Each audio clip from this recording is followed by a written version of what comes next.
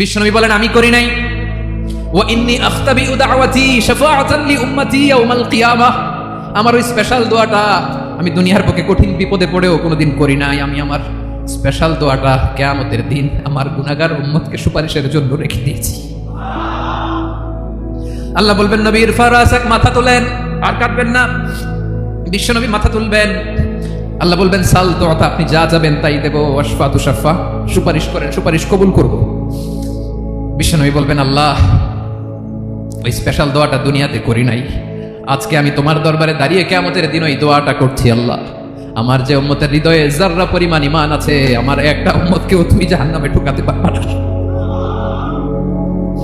বিশ্বনবী পাগলের মতো একবার হাউজে কাউসারে যাবেন, একবার সিরাতে যাবেন, একবার পুলসিরাতের দিকে, একবার হাউজে কাউসারের দিকে পাগলের মতো দৌড়াতে থাকবেন। তার কোনো গুনাহগার উম্মত যাতে জাহান্নামে ঢুকে না যায়, সেদিন কেউ সুপারিশ করতে পারবে না বিশ্বনবী ছাড়া। বিশ্বনবী বলেন আনা সাইয়্যিদুন নাসি ইয়াউমাল কিয়ামা, আমি কিয়ামতের দিন সর্বশ্রেষ্ঠ হব, মানুষের মধ্যে সর্বশ্রেষ্ঠ সেরা আমি বিশ্বনবী। আলহামদুলিল্লাহ বলেন।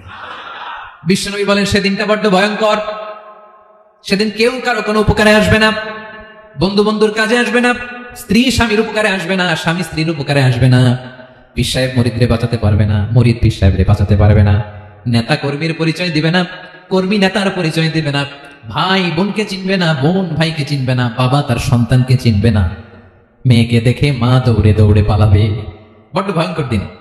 বিশ্বনবী বলবেন জমিনটা এখনকার মতো থাকবে না, পুরো জমিনটা সমান হয়ে যাবে, ফ্ল্যাট। এখন তো গোল, তখন ফ্ল্যাট।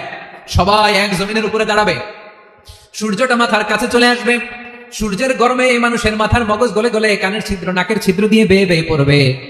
আহ, সবাই হয়রান পেরেশান ক্লান্ত শ্রান্ত। মানুষগুলো বলবে বাঁচার কোনো উপায় নাই। 50,000 বছর মানুষ এরকম দৌড়াবে, চিৎকার করবে, কাঁদবে, বাঁচার কোনো উপায় নাই। সবাই বলবে আহ, আল্লাহ যদি বিচারটা শুরু করতো, যা হবার হবে, আগে বিচার শুরু করুন। বিচারই শুরু হয় না, বিচার শুরু হইতে 50,000 বছর।